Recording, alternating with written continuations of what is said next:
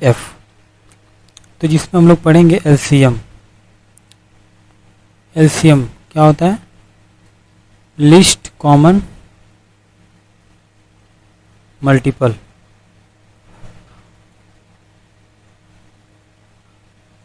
List common multiple.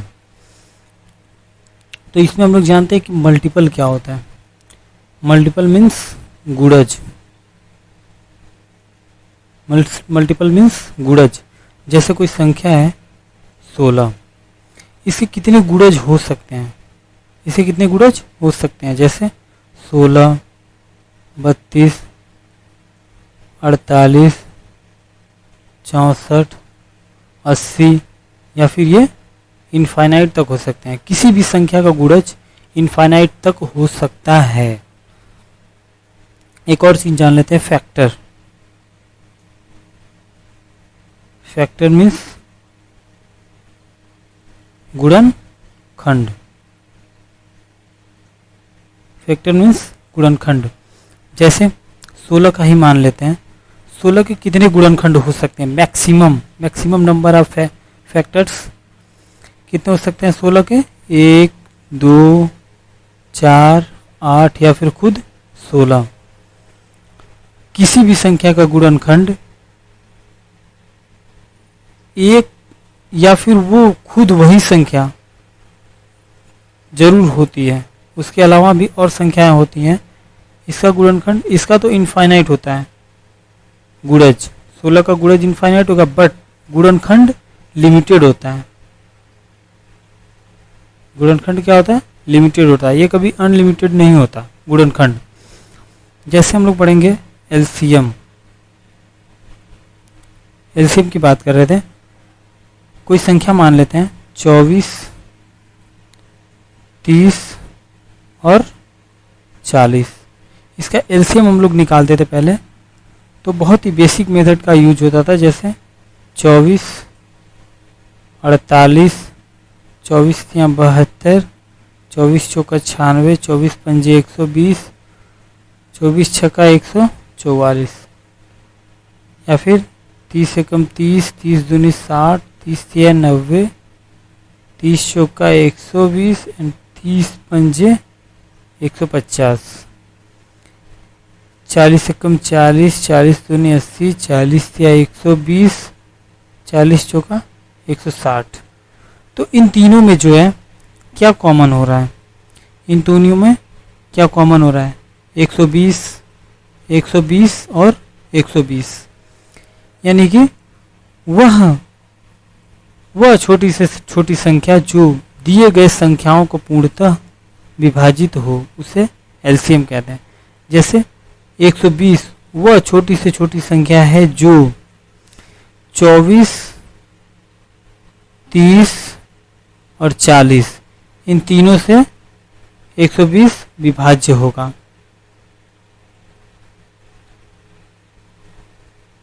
विभाज्य होगा। यानी कि 120 ऐसी संख्या है जो 30, 24 और 40 इन तीनों से विभाज्य है। इन तीनों से विभाज्य है। अब एलसीएम के तरीके देख लेते हैं। एलसीएम निकालने के क्या क्या तरीके हैं।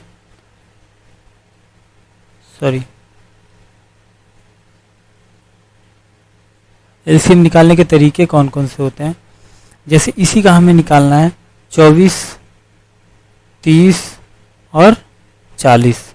इन्हीं तीनों का हम लोग देख लेते हैं कि अलग अलग मेथड क्या होते हैं एलसीएम निकालने के।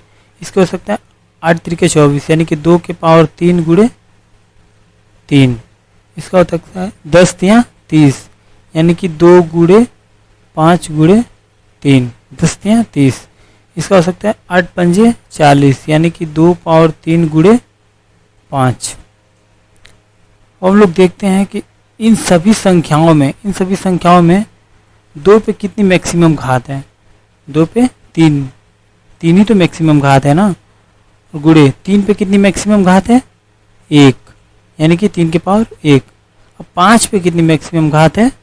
1 यानी कि 5 के पावर 1। अब इन तीनों का अगर मल्टीपल करते हैं तो 8 त्रिके 24, 24 गुणे 5 यानी कि 24 पंजे 120। ये होगा अपना एलसीएम। List common multiple. जैसे हम लोग और कुछ देख लेते हैं इसी में। तो अगर इसे जो है ऐसे ना करके अगर हम क्वेश्चंस में डायरेक्ट क्वेश्चन आ जाए तो ऑप्शन को देख के कैसे कर सकते हैं, डायरेक्टली ऑप्शन को देख के जो है क्वेश्चन को कैसे टैकल कर सकते हैं, तो चलिए वो हम लोग जानते हैं। तो उसे जानने के लिए जो है हमें कुछ बेसिक टूल्स के बारे में जानना होगा। जैसे कोई ऑप्शन मेथड क्या होता है,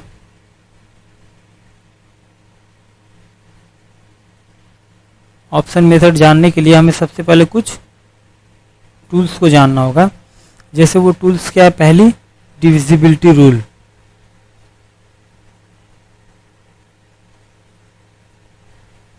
डिविजिबिलिटी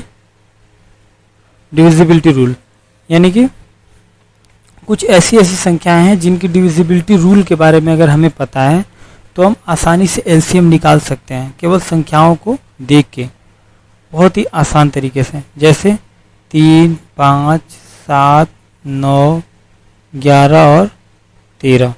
अगर इन संख्याओं का हमें डिविजिबिलिटी रूल अगर पता है तो हम लोग आसानी से एलसीएम निकाल सकते हैं। जैसे 3 और 9, इनका तो बहुत ईजी है।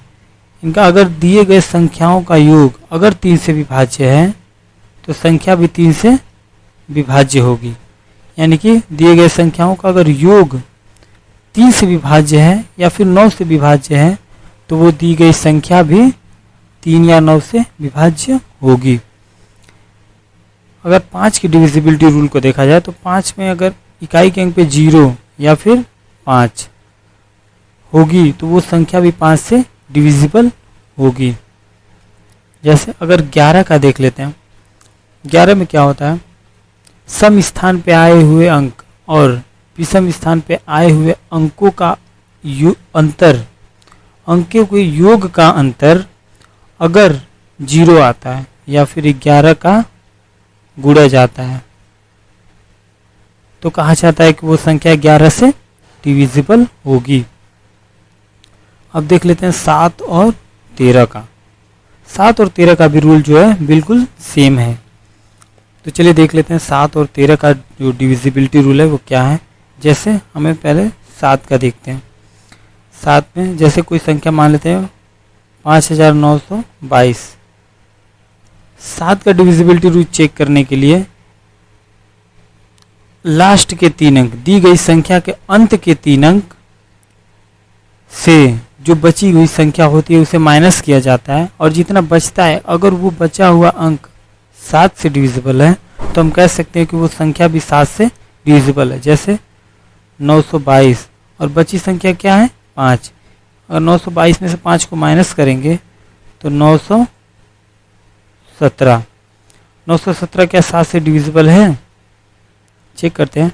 13 सत्ते 7 एकम 7, 3 सत्ते 21, 7 एकम 7, यानी कि संख्या 7 से डिविजिबल है। जैसे और कोई चेक करते हैं,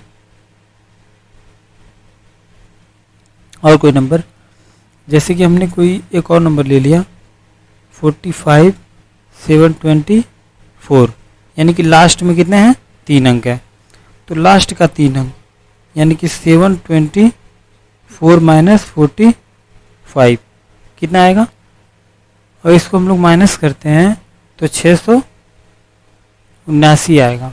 यानी कि 630 प्लस 49, अगर इसे 7 से डिविजिबल करते हैं तो हो सकता है 90 प्लस 7, यानी कि ये दोनों संख्याएं जो है ये दोनों संख्याएं 7 से डिविजिबल है। यानी कि ये संख्या भी 7 से, ये संख्या भी 7 से डिविजिबल है, ये संख्या भी 7 से डिविजिबल है। अब हम लोग देख लेते हैं 13 का। अगर 13 की डिविजिबिलिटी रूल क्या है तो मैं इसे रफ कर देता हूँ टोटल। तो देख लेते हैं 13 की डिविजिबिलिटी रूल क्या है। 13 तो 13 का भी बिल्कुल 7 की ही तरह है। जैसे कोई संख्या मान लेते हैं 43472, यानी कि लास्ट का 3 डिजिट कितना है 472 एंड माइनस 43 कितना आ रहा है 42 एंड 9, इसको माइनस करेंगे तो इतना आएगा। तो क्या ये 13 से डिविजिबल है? 13 या 39, यानी कि ये 13 से डिविजिबल है। ओके, तो अब हम जान लेते हैं कोप्राइम। कोप्राइम क्या होता है? कोप्राइम नंबर्स वो संख्याएं होती हैं, ऐसी दो संख्याएं जिनका महत्तम समापवर्त अगर 1 होता है तो ऐसी संख्याएं कोप्राइम संख्याएं कहलाती हैं, कोप्राइम नंबर्स कहलाती हैं। जैसे 2 और 3, इनका मौसा कितना होगा? मौसा 1 होगा। या फिर 5 और 7, इनका मौसा कितना होगा? 1 होगा। या फिर 35 एंड 51, इनका मौसा कितना होगा? 1 होगा। जैसे कुछ और देख लेते हैं, 25 एंड 35, क्या ये एक कोप्राइम नंबर है? तो इसे चेक करते हैं, क्या एक कोप्राइम नंबर है? तो इसका हो जाएगा फैक्टर 5 गुणे 5, इसका फैक्टर होगा 7 गुणे 5। यानी कि महत्तम समापवर्त में कोई एक चीज़ कॉमन होती है, दोनों का महत्तम 1 होना चाहिए, तो वो कोप्राइम नंबर्स कहलाती हैं। लेकिन यहाँ पे दोनों में 5 है, यानी कि ये कोप्राइम नंबर नहीं है, ये कोप्राइम नंबर नहीं है। तो इनमें अगर एलसीएम निकालना होता है तो बहुत ही आसान होता है। कोप्राइम नंबर्स का एलसीएम निकालना बहुत ईजी होता है। अगर दो संख्याओं का महत्तम समापवर्त 1 है तो उनका एलसीएम डायरेक्टली उन संख्याओं का मल्टीपल होता है, उन संख्याओं का मल्टीपल होता है। जैसे यहाँ पे 2 और 3, इनका महत्तम समापवर्त कितना है? 1 है, यानी कि इनका एलसीएम कितना होगा? इन संख्याओं का गुणज होगा, यानी कि एलसीएम 6 होगा।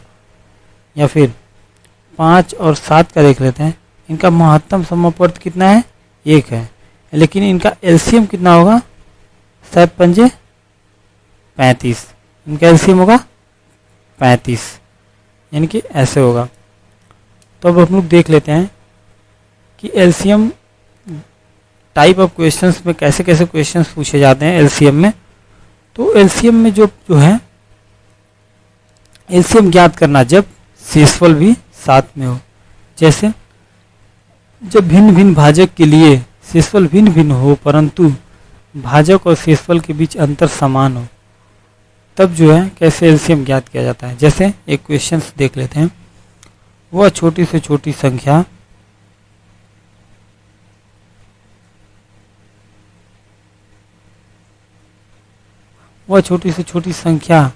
क्या होगी जिसको 18, 35 या 42 से भाग देने पर प्रत्येक दशा में 2, 19 और 26 क्रमशः बचे। यानी कि 18, 35 और 42 से भाग देने पर 2, 19 और 26 बचे। यानी कि हम कह सकते हैं कि 18 से भाग देते हैं तो कितना शेषफल बचता है? 2 बचता है। और अगर 35 से भाग देते हैं तो कितना शेषफल बचता है? 19 शेषफल बचता है। और अगर 42 से भाग देते हैं तो कितना शेषफल बचता है? 26। यानी कि इन तीनों का जो है माइनस करेंगे तो यहाँ पे भी 16 आएगा, यहाँ पे भी 16 और यहाँ पे भी 16, यानी कि इनका अंतर कितना आएगा? 16 आएगा। इसीलिए सबसे छोटी संभव संख्या क्या हो सकती है? सबसे छोटी से छोटी संख्या 18, 35 और 42 का लसा लेंगे और माइनस 16, यानी कि सबसे छोटी से छोटी संख्या पूछी गई है। अगर इन तीनों का लसा निकालते हैं तो होता है 630। 630 माइनस 16 अगर करेंगे तो ये आएगा 614। ये होगा अपना राइट आंसर।